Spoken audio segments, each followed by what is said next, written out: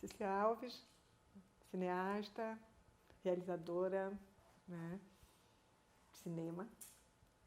Não posso nem falar jornalista. Pois é. Você, suas expressões maiores têm sido na ficção, né? Assim, seus investimentos, né? Sim. Enfim. Mas a gente queria um pouquinho, aqui é um grupo de iniciação científica, uma mestranda, enfim, nós temos o interesse, desde que a gente começou, há algum tempo, em sair atrás de uma linha na sua qualificação. Foi uma conversa que ecoou muito para mim, aquela questão de a gente falar um pouco do pertencimento, da oportunidade, o que é falar a expressão cinema baiano, cinema feito na Bahia, o que seja, é um pouco disso que a gente quer falar. Certo. Tá? E você, sua trajetória e um pouco os arranjos que esse cinema fora do eixo, esse cinema que precisa de... que não basta ser cinema, tem que ser cinema baiano, cinema feito na Bahia, um carimbo, o que é isso? Um pouco. E essa questão contemporânea, né? De você ter escolas, você professora, né? Sim, sim. De audiovisual, dessas escolas todas, e também voltando ao jornalismo e fazendo essas coisas todas, né? Um pouco como você vê esse momento. Certo. Tá? Eu achei massa você vir aqui me visitar nos estúdios da TVE, porque eu acho que estar aqui gravando isso, conversando com você, diz um pouco da minha trajetória, assim. Assim, eu sempre costumo fazer essa brincadeira que a jornalista termina sustentando a cineasta, né? Justamente porque aqui na Bahia a gente ainda não tem um ambiente de produção que comporte uma linha de continuidade. Continuidade, graças a Deus, de uns tempos para cá, acho que a partir dos anos 2000 para cá, final da década de 90, a gente já está conseguindo consolidar um certo ambiente de produção que faz com que a gente tenha produtoras, tenha formação de mão de obra, com que a gente tenha essa sobrevida no cinema mesmo.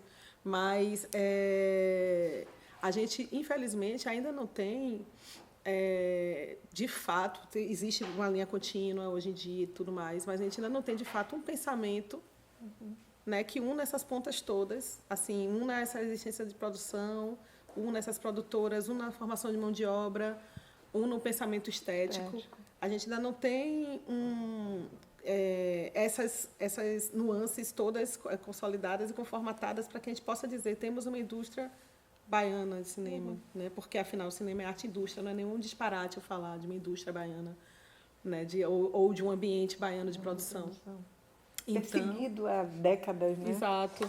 Que a gente sempre tem a questão do voo da galinha com o cinema baiano, né? Tipo, eu não consigo me sustentar eu tenho sempre nesse ambiente, eu tenho sempre que estar recorrendo ao jornalismo para me sustentar enquanto cineasta, porque esse ambiente de fato ele não está consolidado ainda.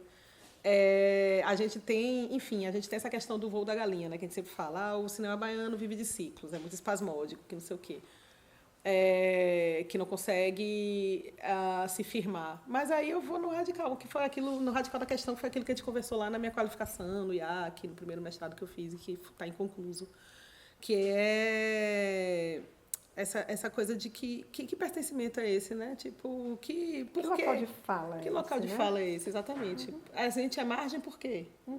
Porque a gente está no Nordeste, isso. Enfim. Exato. Que eixo é esse? Por que a gente está deslocado desse eixo? E aí a gente também resvala nessa questão que a gente começou a falar da coisa do pensamento. Que pensamento é esse que eu desenvolvo enquanto cineasta baiana ou enquanto classe artística cineastas baianos?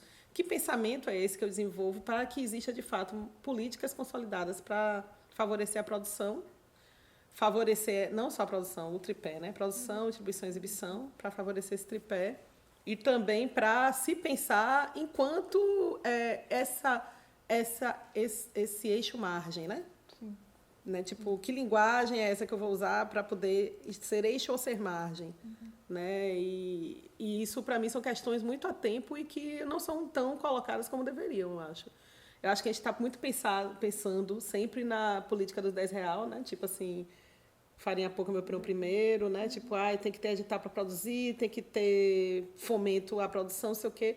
Mas é sempre essa coisa imediata, tem que ter para produzir, mas, assim, de que forma a gente vai fazer a manutenção dessa produção? Essa linha de produção, Essa linha de produção. né? De como essas coisas vão ser Exato. medidas, né? Exato. Porque você tem aí alguns atores, né? Que a gente colocou.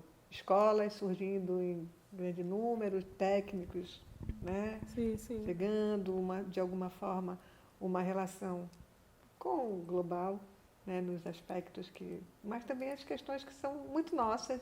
Sim, né? Exato. É interessante você ter me dito que você conversou com o Henrique, meu irmão querido, porque Henrique, a gente sempre conversa sobre essas questões de produção com ele, e ele me falou outro de uma coisa que eu fiquei muito mexida, assim. Ele disse, poxa, se eu não ganhar nenhum edital esse ano, eu vou ficar um ano inteiro sem trabalhar. Henrique, um cineasta do calibre de Henrique, que ganhou Brasília algumas vezes, né, que tem documentários importantíssimos, né, que não é um iniciante.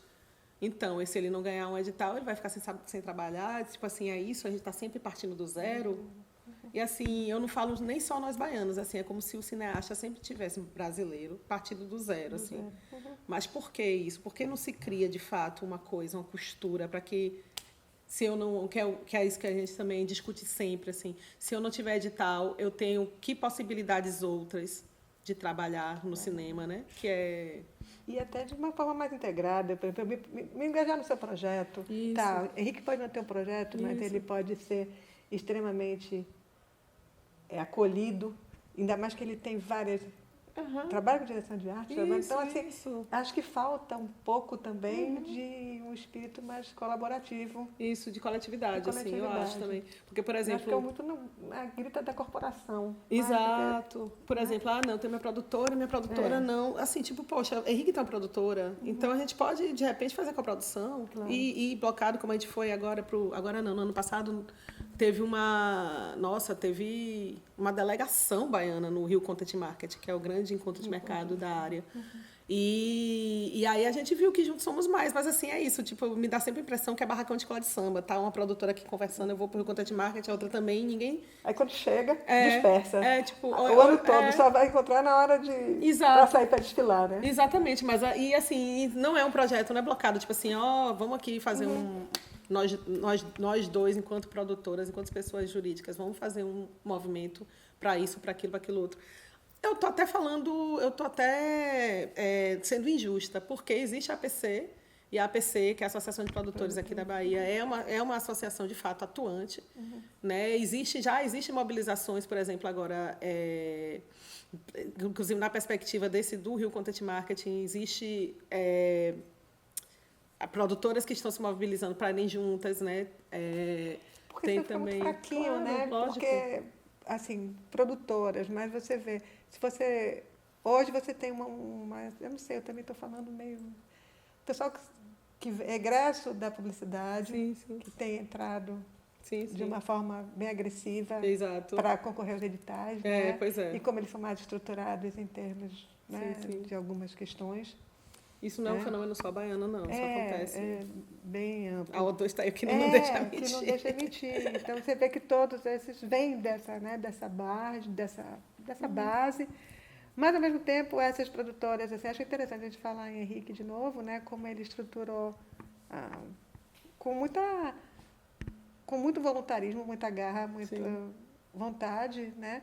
Mas, assim, ao mesmo tempo, você vê Josias, outra fala que antecedeu a sua, ele disse, olha, o último filme eu fiz com pessoa física, porque eu não tinha produtora. E aí eu consegui só o mínimo.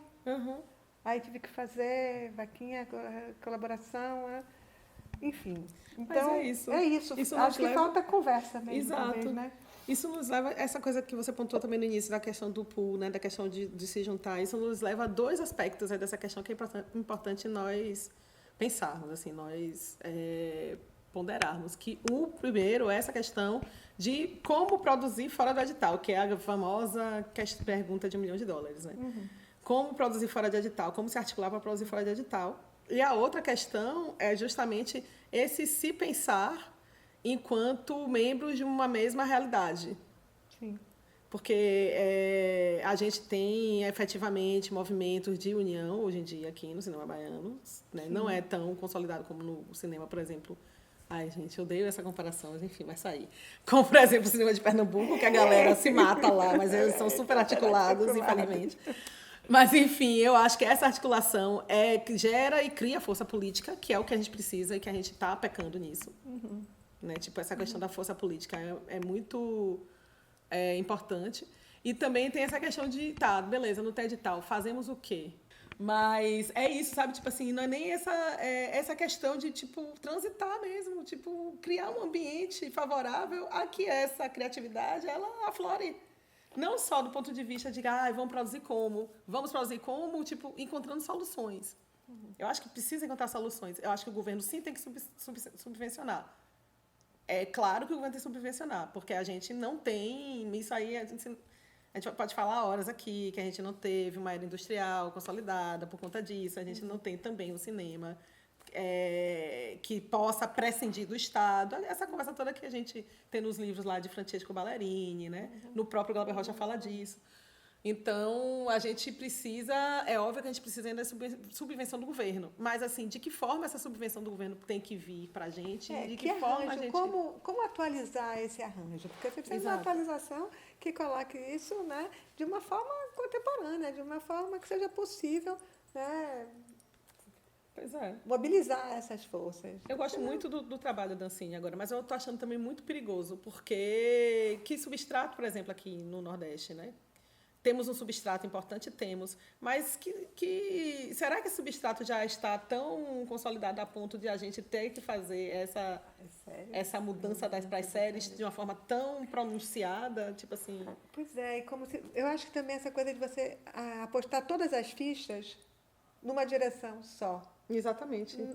Aí eu tenho lido algumas coisas, ouvido algumas conversas, assim, a bola da vez agora é série.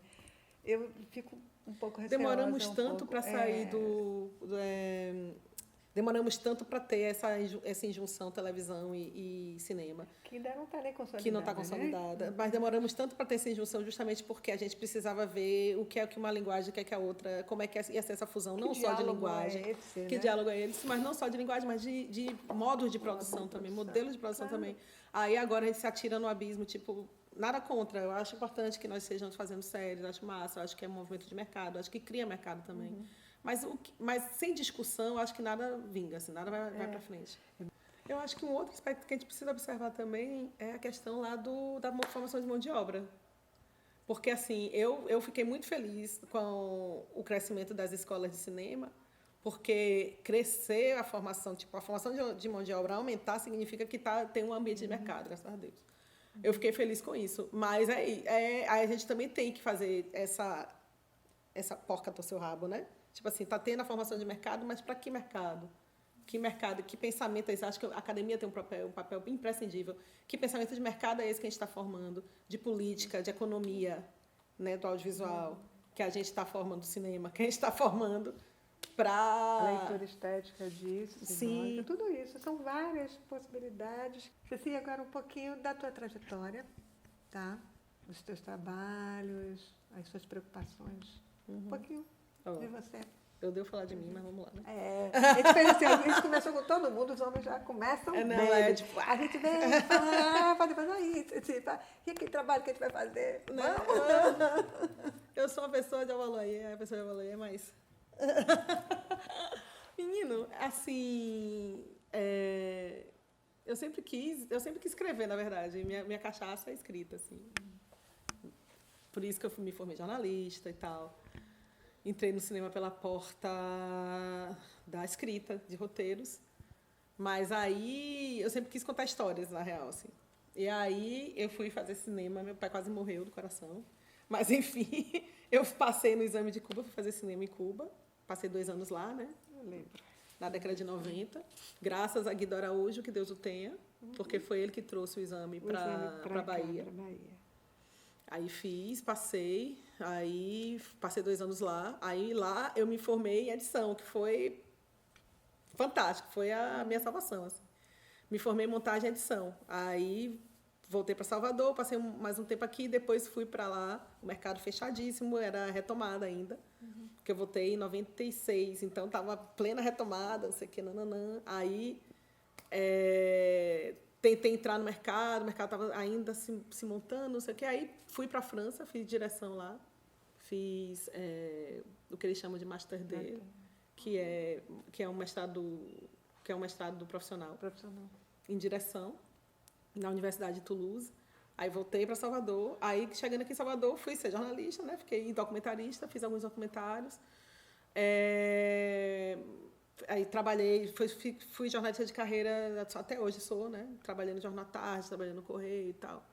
E aí fiz um... Aí a SAV, na época, ainda era a SAV, né? A Secretaria do Audiovisual ainda era a Secretaria de Audiovisual, com o grande Orlando Senna. E eles fizeram um edital de curtas. Inclusive, é uma coisa que a gente precisa muito discutir, é a questão do curta-metragem no Brasil. Né? No Brasil e na Bahia, principalmente, também. Então, eles fez o concurso de curtas, eu ganhei com o Doido Lelé, né, para produzir. Aí, produzi Doido Lelé em 2009.